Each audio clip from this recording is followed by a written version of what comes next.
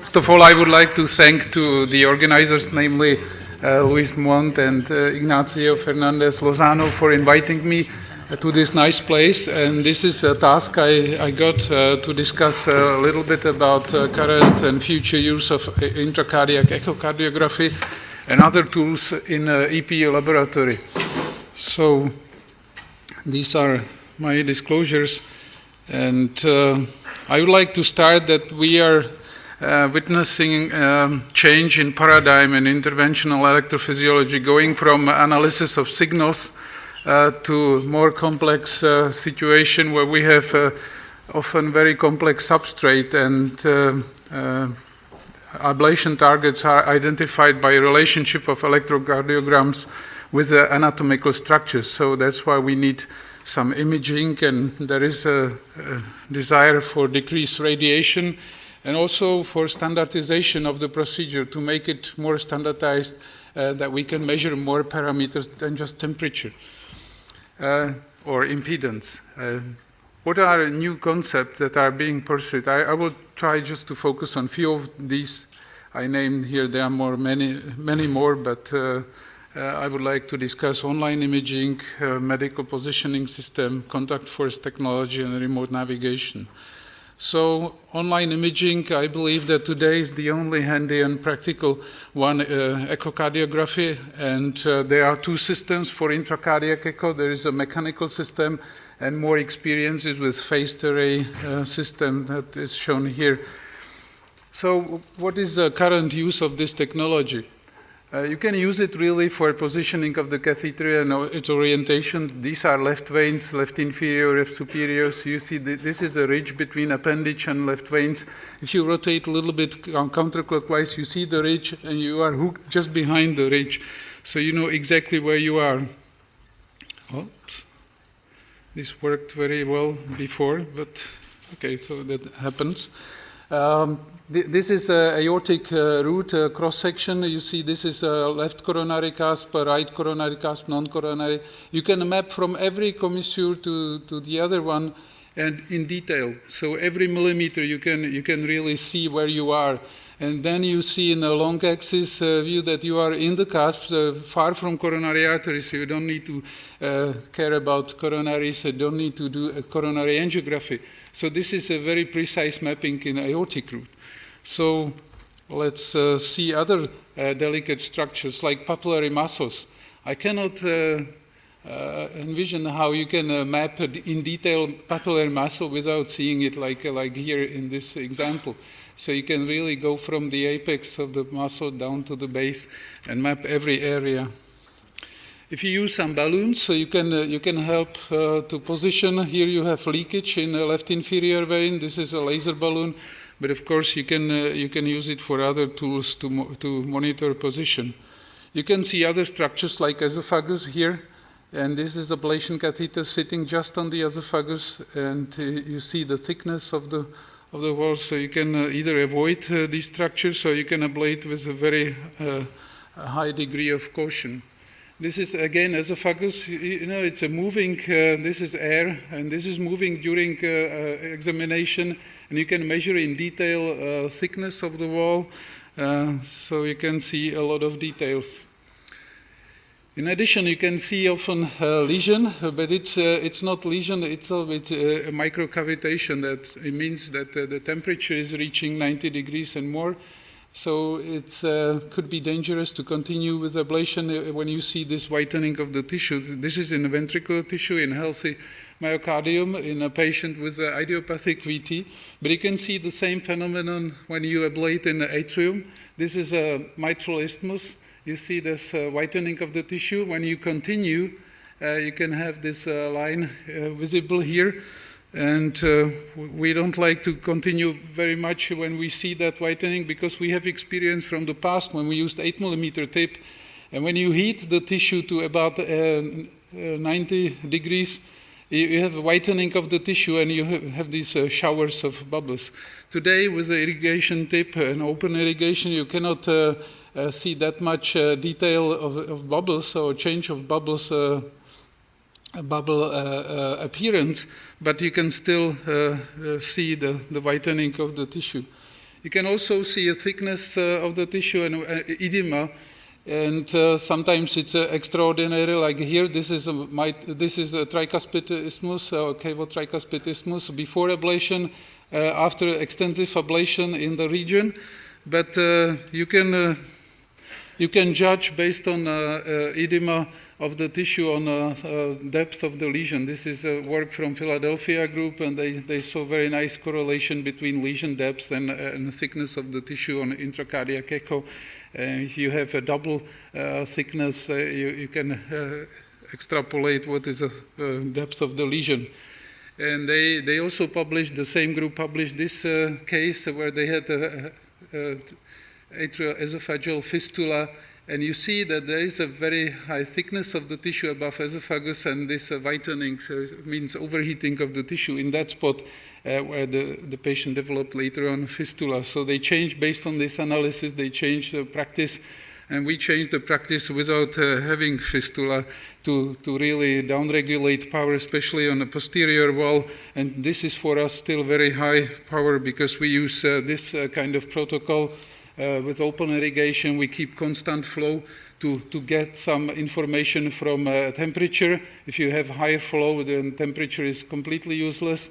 And we use up to 30 watts. And if power goes, or if temperature goes above 40 degrees, we always downregulate power. Posterior, where we never use more than 20 watts, especially around the esophagus, and shorter applications. And we still watch bubble formation. We still watch edema and tissue whitening. You can also see something like this. This was one of our first cases almost 10 years ago when we used conventional approach that we used heparinization after transeptal puncture. So this was after transeptal puncture, immediately after transeptal puncture. So we were lucky to suck this thrombus, and we changed completely our strategy of anticoagulation. So this was also from Philadelphia group, very nice study showing that if you keep ACT around 250, which was considered as safe, you can find thrombus in about 10% of cases, especially in patients who have spontaneous echo contrast. And this case is very interesting. This was a lady with spontaneous echo contrast with persistent atrial tachycardia after 3 previous ablations abroad, and she agreed for another ablation. And she was afraid to swallow transesophageal probe, so we did transesophageal echo during the procedure. At the beginning of procedure, there was nothing in the appendage. This is appendage, and there is a thrombus that developed before transeptal puncture, just having catheter in coronary sinus. Nothing was on left side. A few minutes after the procedure, we saw this thrombus, and it took half an hour to dissolve the thrombus and continue the procedure. So that's why we also changed anticoagulation protocol, and we use today uninterrupted warfarin whenever possible. And we give always heparin at the beginning of the procedure before we place any catheter inside the heart. And then we add some heparin before transeptal puncture based on body weight, and then we check anticoagulation level after the puncture and adjust ACT around 350. And we believe that this is very safe. I cannot show you any randomized study because I don't think I would like to expose my patients to randomization, but I can show you retrospective analysis of more than 1,000 cases of ablation procedure, ICE-guided, based on strategy I showed you. And there were almost 1/4 of robotic ablation cases, and about 25% repeated ablations, close to 1,000 patients. And you see that PVI was in about 56% of cases, and the rest was additional procedure. And you see that a significant complication that resulted in prolongation of hospital stay or some other procedures were noted in 3.3%, not only during the procedure, but within 3 months of follow-up. There were some bleeding complications that were a bit remote, and only 1% were classified as major, and only less than 1% were from the heart, 2 tamponades, 1 hemopericardium and 5 TIA or strokes. And that was, all of them occurred at the beginning of experience in 2006 or 2007. And we believe that this is confirmation of this strategy or safety of the strategy when you monitor with intracardiac echo. So it goes far beyond transeptal puncture safety. I think everybody can do with experience transeptal puncture safety, but this adds more. Of course, there is more choices now. We can use transesophageal 3D probe. So this is appendage, left veins, lasso in left inferior vein. We are getting closer with development of technology. This is a new probe, intracardiac echo probe from Siemens. This is animal data from a pig. You see very nicely aortic valve. And this is the first imaging from the human. Was provided from Stanford Hospital by Dr. Al-Ahmad. You see lasso again here. And I believe that in near future we will have much better 3D images, and we can maybe drop our mapping systems, because we could reconstruct a 3D shell of the given chamber without need for mapping.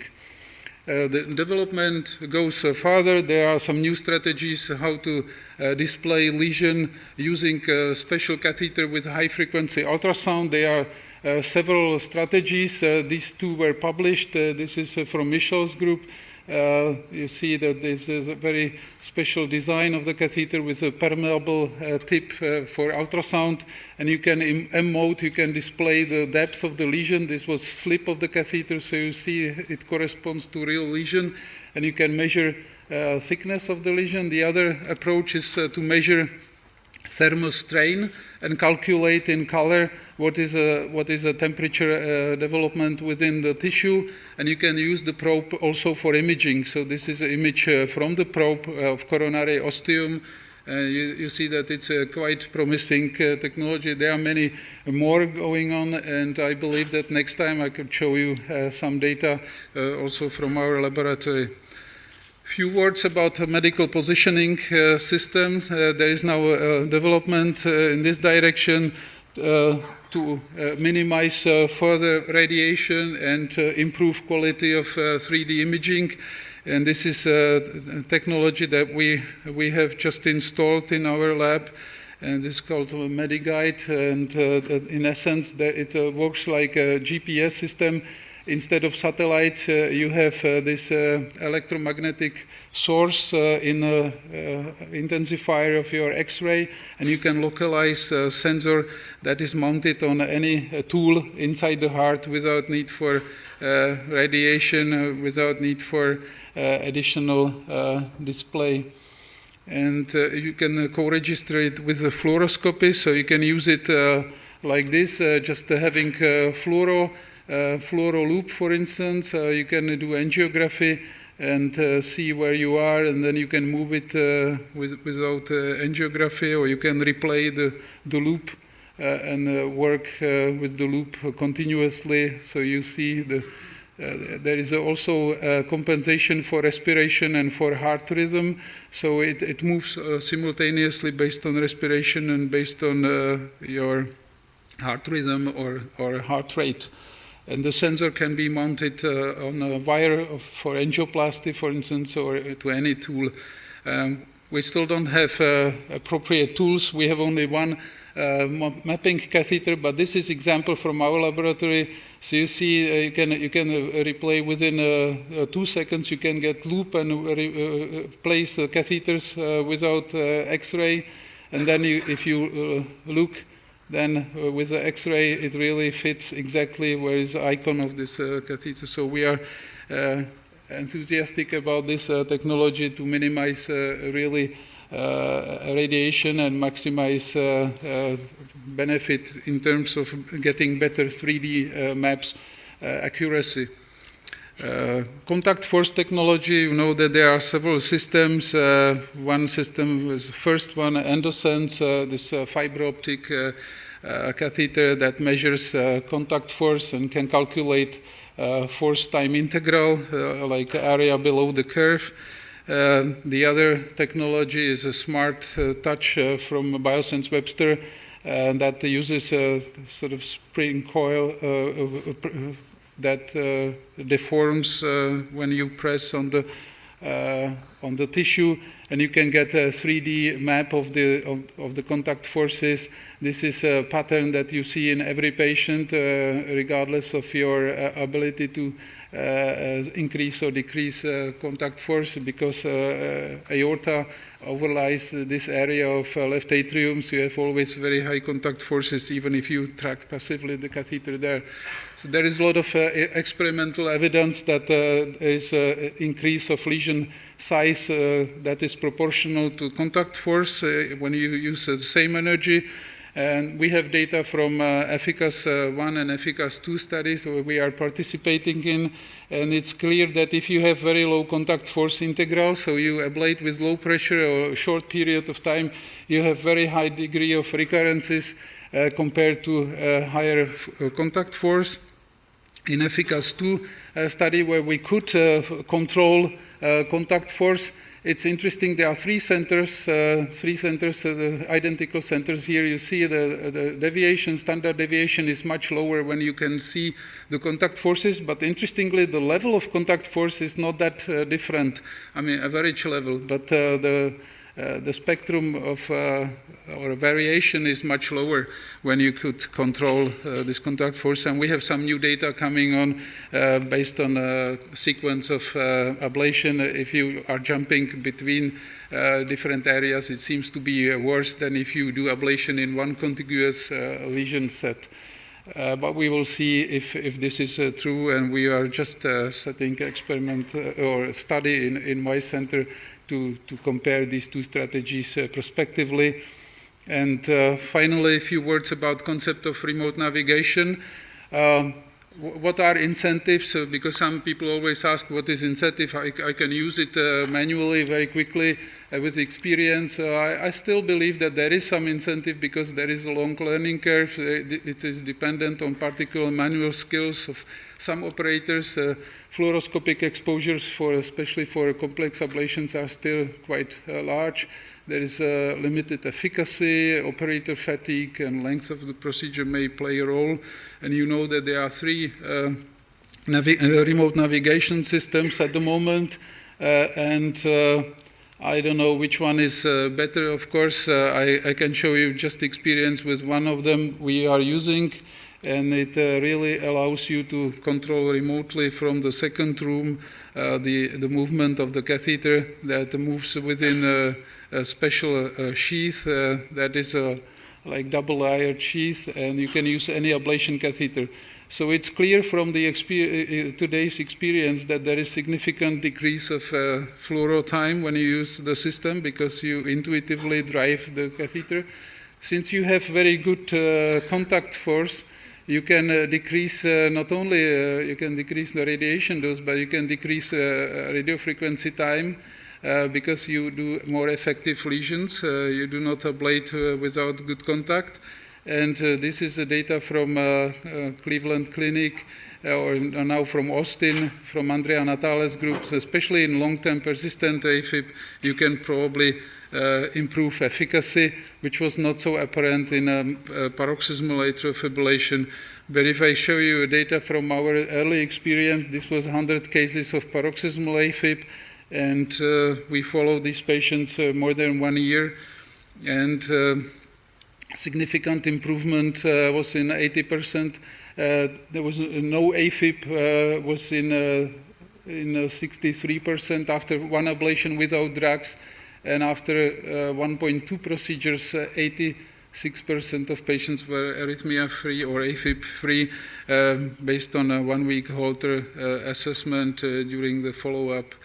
I think this is quite promising, and of course it decreases fatigue because you can sit very comfortable, you can discuss with the staff, and you don't need to stand or wear apron. And I truly believe that this is a way how to standardize the procedure, a similar way like flying with autopilot in a today's jets. And whenever it will be Hansen Medical or other system, I really don't know, but the concept works and it's a promise for the future. Thank you very much for your attention.